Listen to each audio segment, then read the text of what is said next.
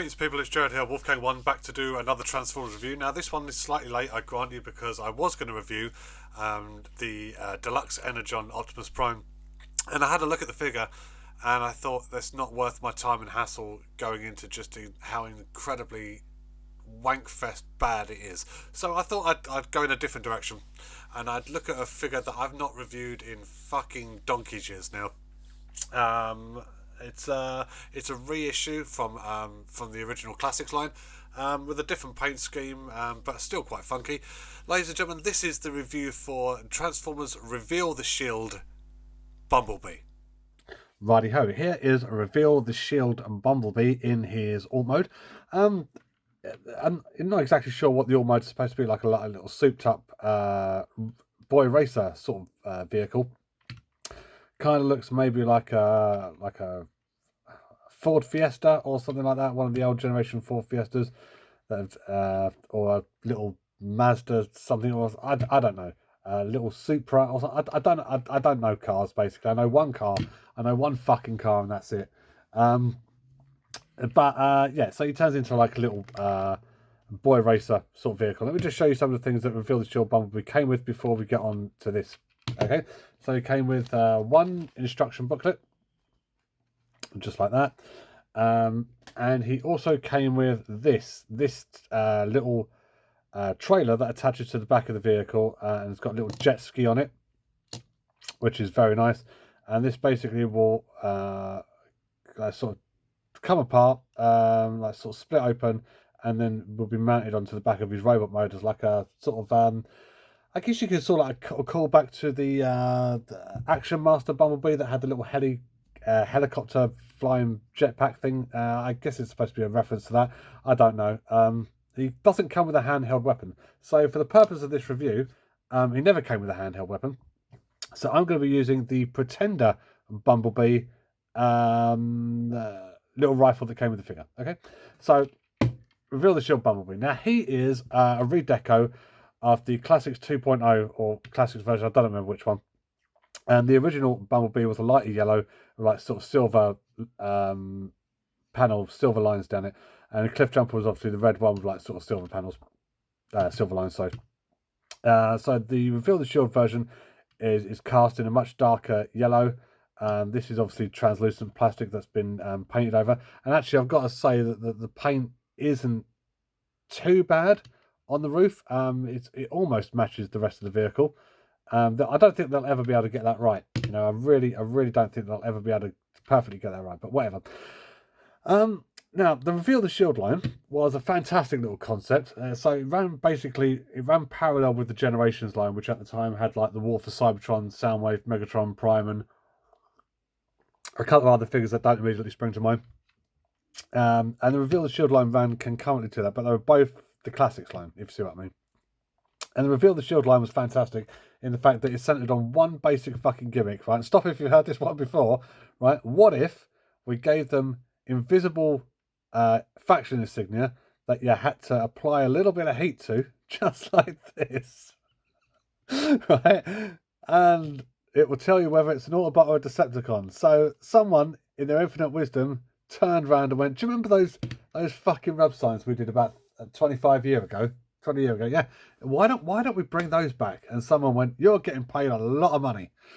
Yeah, that right there is the whole fucking gimmick for the entire subline of Reveal the Shield. Which, don't get me wrong, it's a lovely little callback to Generation 1, but they're really pushing it in terms of like that is the centerpiece for an entire subline. Fucking bollocks. Anyway, so this is Reveal the Shield Bumblebee. So we connect his little trailer to his hitch just like that. And then he's got this wonderful little accessory that the Bumblebee never had before. Comes off really easy. Yeah, so basically he pulls a little jet ski around, which is not something he's ever done. Not something he's ever done before. But he does it now. And hasn't done it since. I'm going to say that. So, yeah. Lovely detailing on the wheels.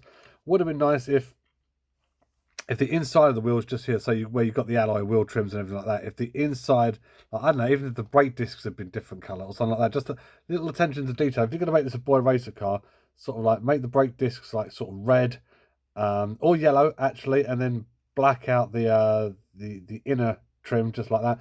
I dare say I could probably do that myself with a Sharpie if I was feeling brave enough, but let's face it, I'm never going to do it. I just like picking out things that I think they could have done better.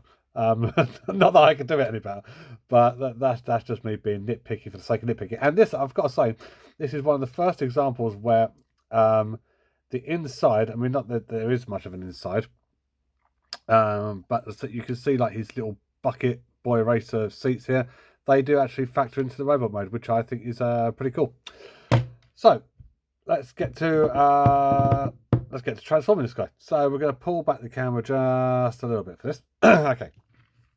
So start by popping open the doors just like this. Okay. And then what we're going to do is just underneath, you've got the arms just here. We're going to bring these out like this. Like this, thank you. And then fold in the wheel just like that. So the back wheels get swallowed up in the robot mode, which is a lovely little touch. Apart from that, there's not really much to this transformation, thankfully. We disconnect the windshield and the roof of the car like this. We're going to separate the bonnet right and the front of the car. Fuck off, cunt, right? And then we're going to bring up the bonnet just like this, which is cool. Bring up the leg assembly. Now my one here, I've got two of these, right? Let me just like sort of like, there's another one, right? This one I was going to do into Cliff Jumper. I've given it the War for Cybertron Cliff Jumper head, but I never ended up customizing it. And the joints on this one are fine. The joints on my standard one though are really quite, there we go, stiff. So once you've done that, bring the knee, this bucket seat down. That forms the knee, and that will go behind just like that. And then basically do the same on the other side. Bring it in. There we go. Right, so it's looking like a bit of a mess, ladies and gentlemen, but then again, this is one of my reviews. Don't expect fucking miracles. Bring this camera up a little bit and the light out the way. So then, now that we've got the arm assemblies out the way, if you will, we're going to bring down this entire roof section just like this. That focus will reveal the head just like that. Focus, you cunt. Bring the head down. The head sculpt, I'll come on to the head sculpt in a minute. And then it's basically just a case of straightening everything up, hoping your camera doesn't go out of focus, and then, yeah, going from there. Straighten up the arm. Now, this part here, you need to just bring the arm round. Get this little nub just here on the other side. And then fold the door around. Spin the door around. And then lock into place with the little port and post. Just like that. And then basically just the same on the other side. I mean, you could argue this is like fiddly transformation for the sake of fiddly transformation, and yeah, I kind of think you'd probably be right on that. Just like that, right? Get everything lined up where it should be. Yeah, I think that is basically him. And do you know what? The robot mode, fucking straighten up, you bastard. The robot mode, I like it. I mean, look at that. I mean, it's a, you know, it's a different design for Bumblebee. But I mean, even if, and this is the other thing as well, this fucking thing keeps popping out. There we go. It's a different design for Bumblebee, but there's still enough of him in there. I mean, even if you took the head sculpt out of it completely, you would recognise that, I would say, as a Bumblebee form. Speaking of the head sculpt, that is really, really nicely done. No light piping, but whatever. Would have actually benefited from some light piping, I reckon. Some really, really nice sculpting, some nice paint on the face. Yeah, looks decent enough. And for some reason, didn't come with his own weapon.